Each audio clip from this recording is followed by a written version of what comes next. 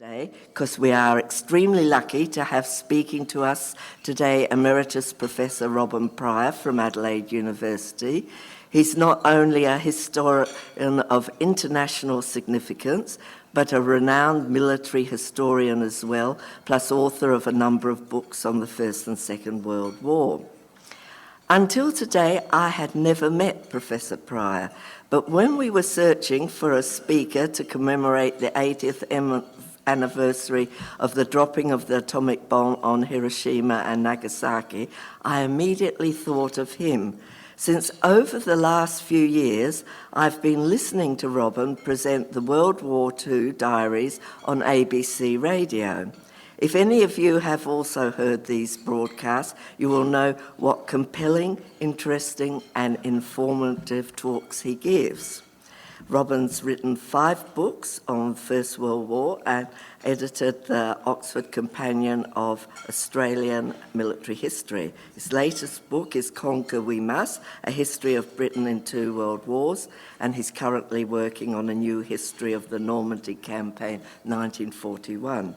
So it's with great pleasure I introduce Professor Robin Prior, former Kapunda High School student, owner of a lovely red Mustang car, and historian, and he will give us a talk to mark the 80th anniversary of the devastating...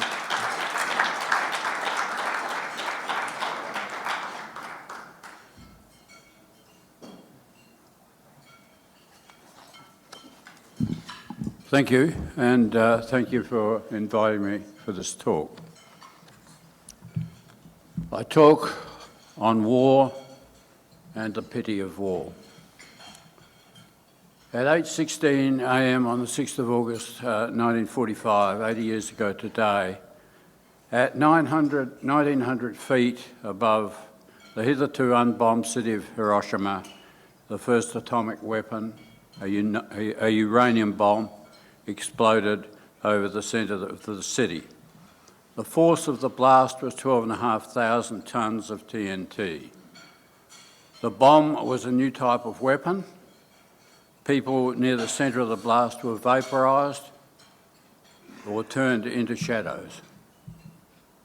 By happenstance, the bomb dropped directly over a hospital. Over 1/3 of the doctors were killed by the blast, and most of the rest were wounded. Of the 1,780 nurses, 1,654 were dead or too badly wounded to work. Of the few doctors left, they only had bandages to work with, the more complicated medical equipment being put out of action.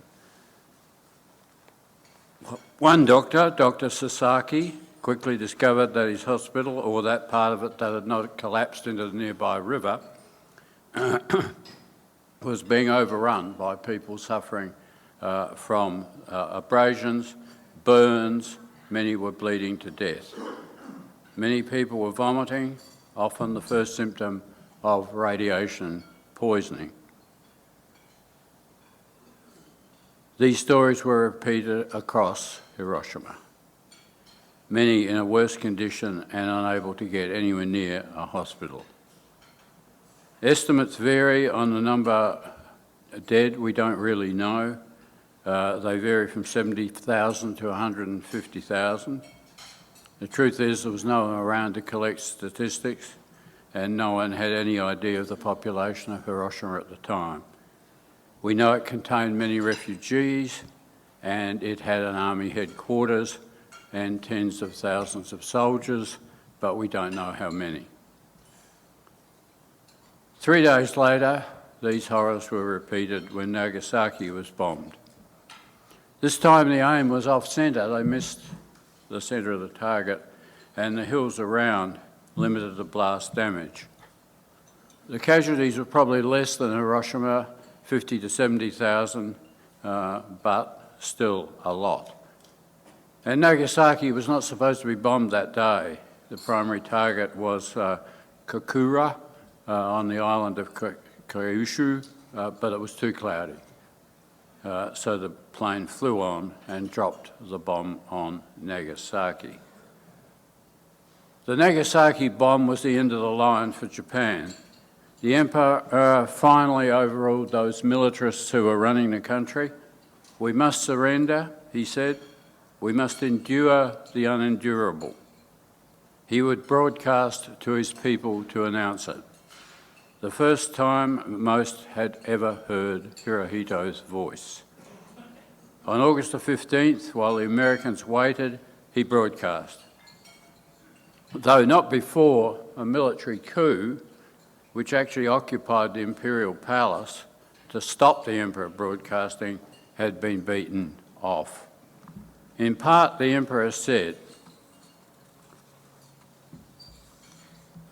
"Despite the best that has been done by everyone, the gallant fighting of our military and naval forces, the situation has developed not necessarily to Japan's advantage." Surely the greatest understatement ever made in recorded history. The Emperor indicated that the war was over, Japan would surrender to the Allies, and they would surrender unconditionally.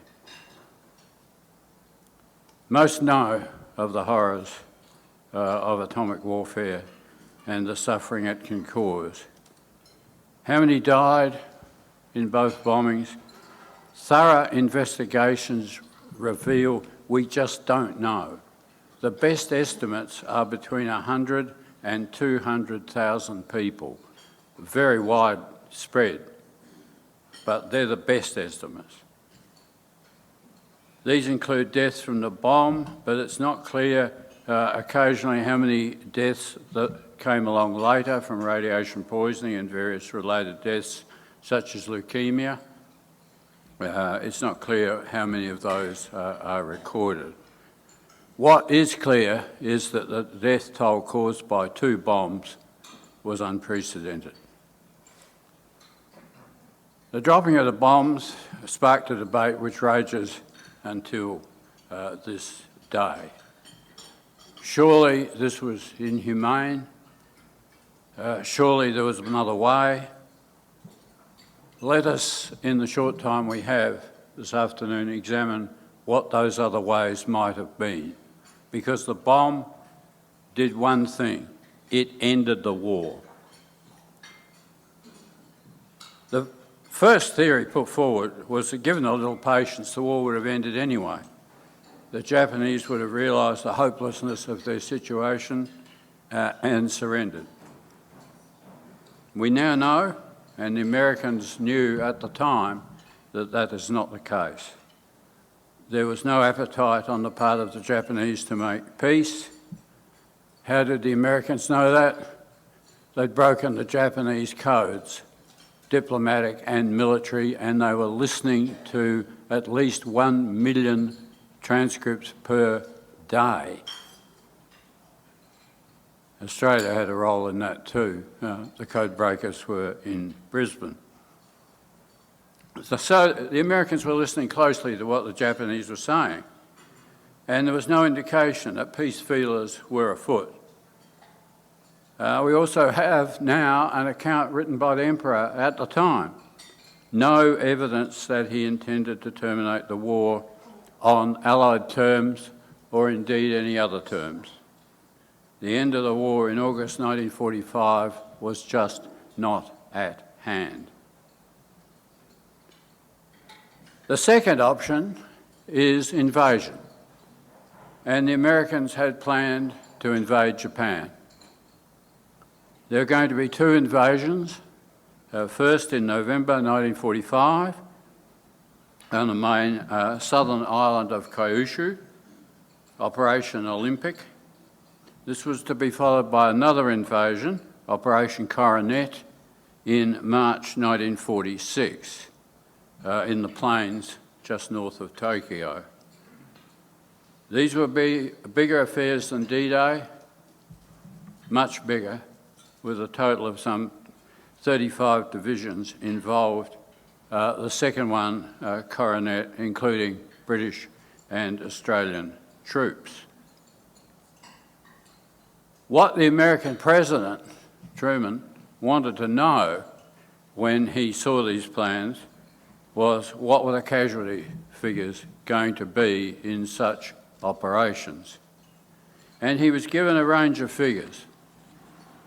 They ranged from 100,000 in a 3-month campaign given by the man who would command the invasion, General MacArthur. We just note here that figures given by commanders on casualties are always on the low side. They're not going to admit to anything more than they have to. There was a figure of 200,000 given by the Joint Chiefs of Staff, the President's main military advisors for both invasions, and the joint planners who actually planned the invasions reckoned on 500,000 casualties, all told.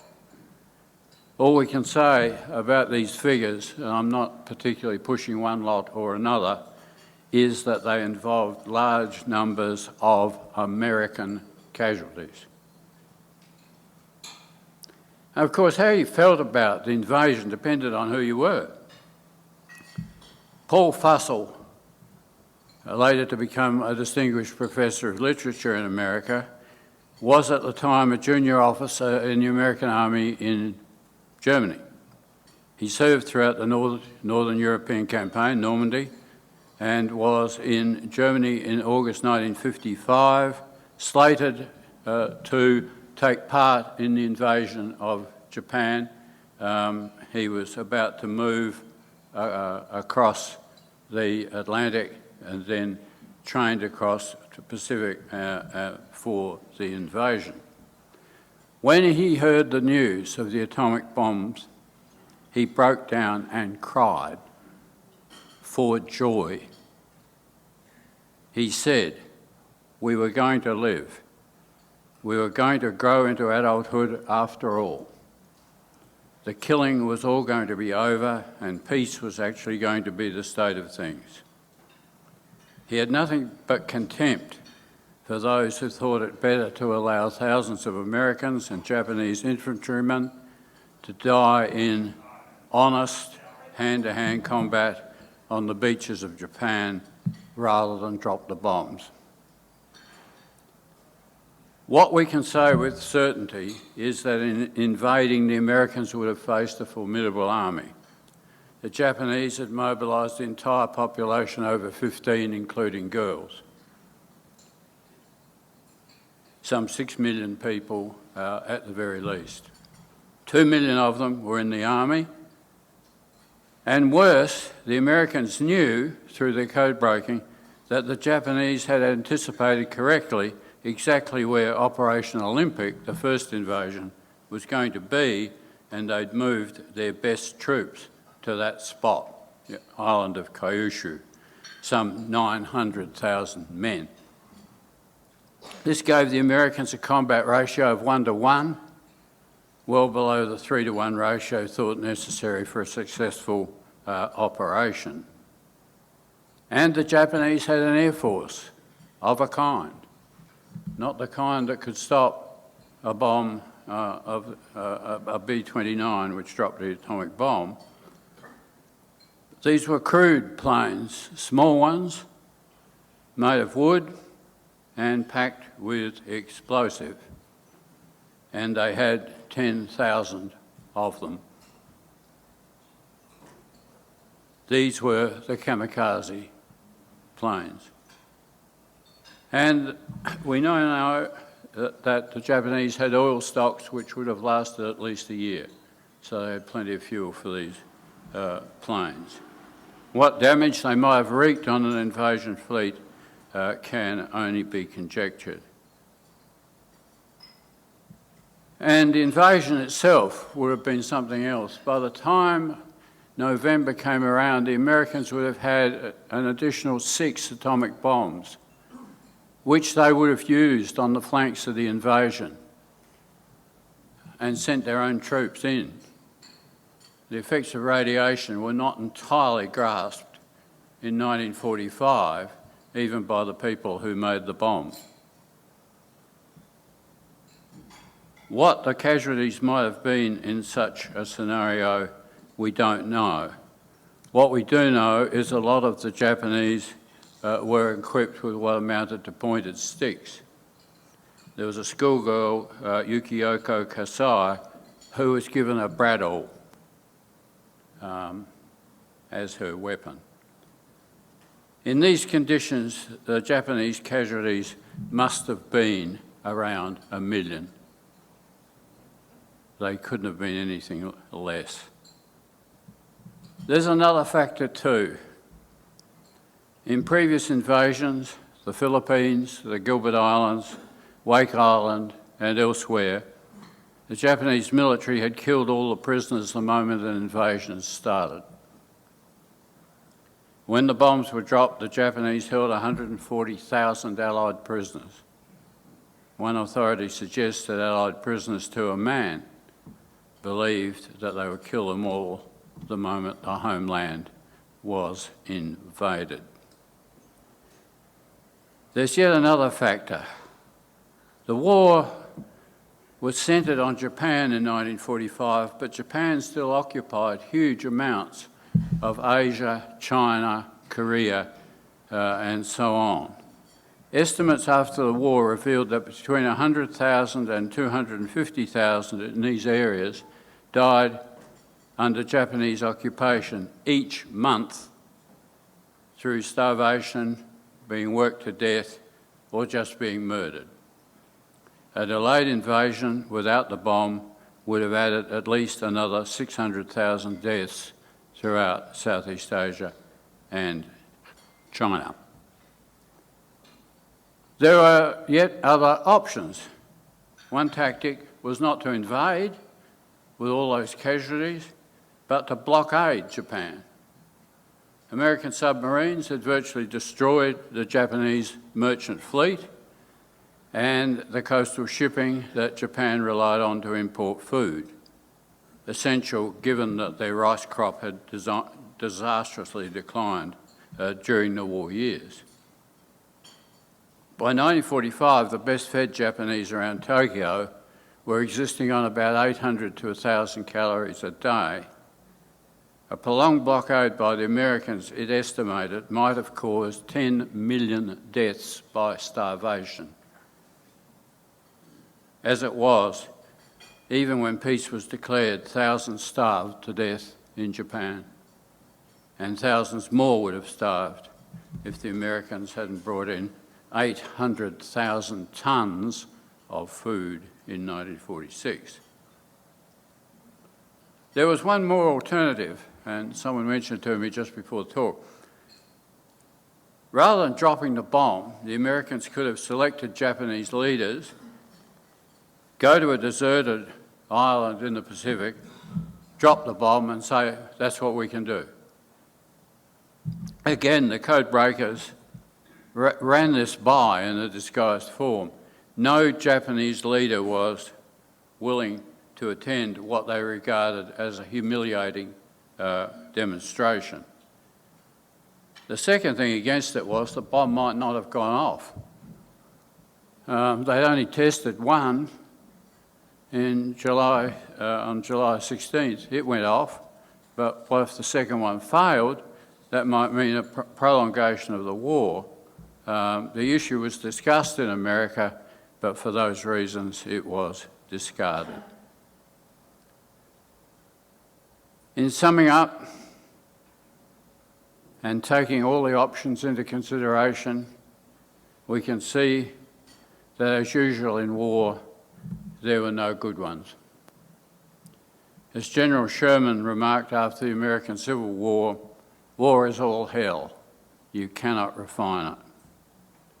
In August 1945, it was not a matter of no one dying. It was a matter of which ones died. Was it to be the inhabitants of Hiroshima and Nagasaki? Was it to be American and Japanese soldiers and civilians on the invasion beaches? Was it to be Japanese dying of starvation during a blockade? If you had yourself the unenviable job of being President of the United States at such a time, which one would you have chosen? and what words would you have used to justify your choice? Thank you.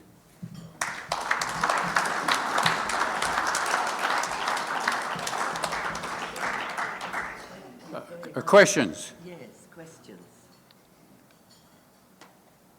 Surely I haven't silenced everybody, no? Robin, thank you very much for a thought-provoking presentation. My question is in reference to the pilots of those two bombers. Yes. Was there ever any documentation or information about how they must have felt? Because I dare say they probably had no concept of the devastation they were about to cause. Two points. They did have a clue about the devastation. They'd been involved in the Tokyo firebombing raids in March that year. 100,000 deaths in those operations. Not much short of the atom bomb, actually. Tibbets was the main one, Colonel Tibbets. There were all sorts of rumours about the crews after the war, that they'd all finished up in psychiatric hospitals and so on. They're not true. They lived normal lives. They were doing their job.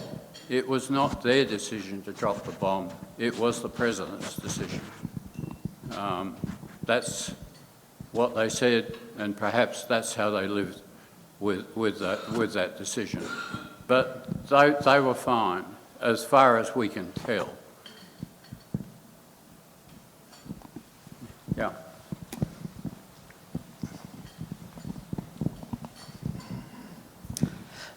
Being a historian, did you ever do any work? Did they have a backup plan if that Indianapolis had sunk earlier by a Japanese sub? Yeah. And, did they have I know they didn't have the backup till Nagasaki, but, that was a pretty big disaster in its own thing with all the sharks eating all the boys. Yes. There was no third bomb, if that's what you're asking. They were making them, and they found they could make the plutonium bombs much faster than the uranium ones. And they would have had 6 by November. But Nagasaki was their last shot. They couldn't believe, in fact, that the Japanese hadn't surrendered after Hiroshima. But there you are. They couldn't and they wouldn't. It wasn't a matter of the Japanese High Command falling into chaos, as people once thought. We have their records. They were determined to go on. It was the Nagasaki bomb, and in particular, it was the decision of the Emperor that ended the war. He said the war must end, and the military, some of the junior officers tried to stage a coup against the Emperor, but the more senior people wouldn't have that, and so his decision stood. But there was, between August and November, there was going to be no third bomb. The Japanese, of course, didn't know that. No. Thank you very much for a very interesting talk. I think we all find it very intriguing that the Japanese culture of no surrender, the kamikaze pilots, you hear of these incredible stories, including one on the Missouri where the guy was honoured by the general of the US. Soldiers were going to tear him to pieces, but they gave him an honourable burial. But have you done any research into that culture of just, and there was something on ABC last night showing the soldiers were just so terrible to their own people to turn them into fighters and to kill them and commit suicide and all the rest of it. Have you got any comments to make about what drives that sort of culture? Look, I don't know. Armies often talk about fighting to the last man and the last bullet. They very rarely do, except the Japanese did. They did in Burma. They did wherever they fought.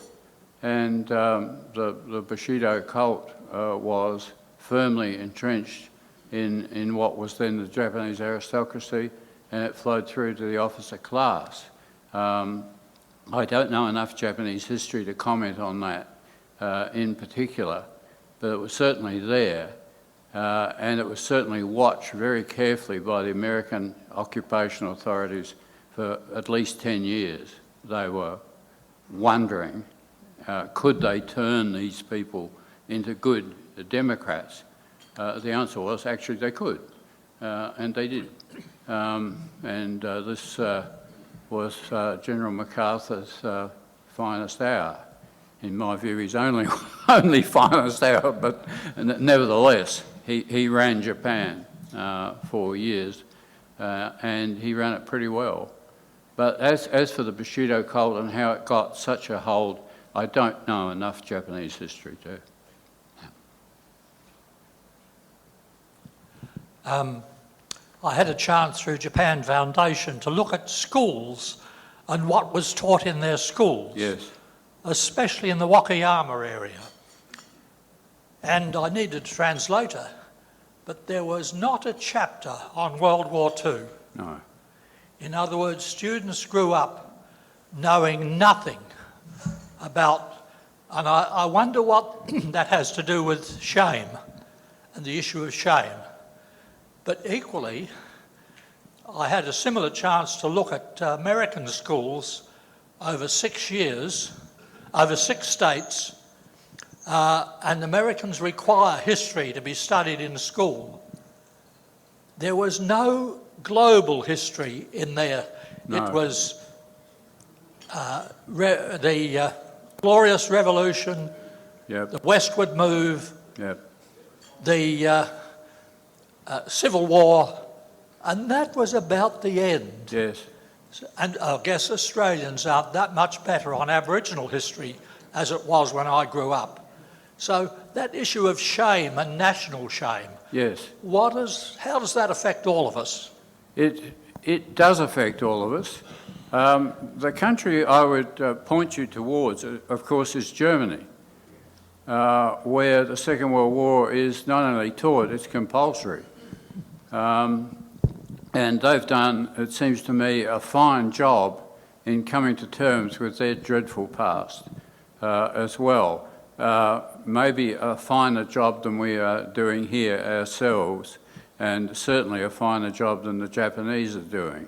Last night on the program on Foreign Correspondent, the survivors of Hiroshima and Nagasaki were pleading the government for an apology for the militaristic policies that had got them into this war. They haven't received one. No apology. We've done slightly better than that, but not a great deal. For example, at the University of Adelaide at the moment, the Second World War is not taught at all. Thank you, Professor. As someone who loves history, and it's always fascinating to hear, you never stop your learning. But when I reflect upon, we start with Peace Pulse today, we talk about Hiroshima, and then on last night's news I saw the most devastating child. Yes. And, you know, you can look at many scenarios. When and how do you think we might change our thinking to stop war? We should change it today. There's no sign that it's going to change anytime soon. The one change I suppose there's been is no one since Nagasaki has used an atomic weapon. That's a change, but I think it's a change brought about by other developments rather than change in attitude. The weapons that would be used now are not Hiroshima weapons. They're much more powerful than that. When Britain decided to build a hydrogen bomb, in 1958, Harold Macmillan, who was Prime Minister, asked to see the results of the test. They tested the bomb. And he said, how many casualties might this have caused? And he was told 6 million. So he said, we can't use it then. And that's been the case up until now. The atomic bomb is just about employable in conventional war. The Americans tested theirs with the infantry in the Nevada desert after the war. They dropped bombs on the flanks. They had soldiers going through. Many of them, of course, got ill as a result of that. But it's just about possible to use an atomic bomb of the Hiroshima size in warfare. It's totally unthinkable to use a hydrogen bomb. 8 would take out Great Britain, all of it. Be nothing left. 8. I'm sure Mr. Putin has more than 8 aimed at it. But when we speak of conventional war, there's no sign of it disappearing from our lives. My feeling is that conventional war is horrible enough. It's more horrible, I think, than people imagine. You're seeing the results of it now in Gaza. This is not atomic warfare, this is conventional warfare, and it's awful. The bombing of Germany during the Second World War was equally horrific. On the grounds they started it, and they certainly got it back. In 1 week in 1943, the RAF caused more casualties in Hamburg than the Luftwaffe caused in the entire war in Britain in 1 week. 778 Lancasters carrying 15,000 pounds of bombs can do an awful lot of damage. And they did, about 60,000 casualties. So even short of atomic warfare, we're looking at appalling scenarios. Sherman's right, war is all hell. Thank you for the sobering. I recently, well, my background is that my father was a Bomber Command individual, and I've recently been in Hiroshima and Nagasaki, and I had to quietly take some time. Yes. For what you were saying then, that young men went up in Lancaster bombers and obliterated cities. Yes. Probably because they were meant to be targeting infrastructure. Yes. But didn't quite have the technology to actually achieve what was required. And also, I had a bigger impact in Nagasaki than I did in Hiroshima, in that talking to some people who were survivors who decided that this had happened, a bomb, something had happened, they thought it was a munitions factory had blown up, and they ran in Yes. to what they later found out was a nuclear bomb.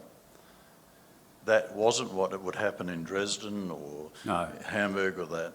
And that was a really significant issue. And I felt, wow, there's a difference. There's a nuclear bomb. People went in to help their friends. Yes. And had no idea of what they were walking into. No. And I found that as very sobering from my point of view. Thank you for your... A profound difference in places like Dresden and Hamburg. The Hamburg bombing was so bad, there was a film produced during the 1960s called The War Game about nuclear warfare, and they wanted footage of what a nuclear war might look like, and they got footage from Hamburg. And I saw that film, and that stayed with me. It's pretty bad, as was, of course, the firebombing of Tokyo. 100,000 people killed, 1 million people dehoused, as the expression went. I mean, houses made of paper, wood, they burnt very easily, and it just happened that the Americans had just invented napalm. So it was even worse. But you're right, there's a difference between atomic explosion. The closer you are, you go to help people, you're in trouble as well. Yeah, that's a big difference between that and what happened in Germany and elsewhere. Yeah. Thank you very much for a very sobering talk and for answering some really good questions. And thank you. And your talk enabled us to raise more money for our projects. And thanks. Thank you very much.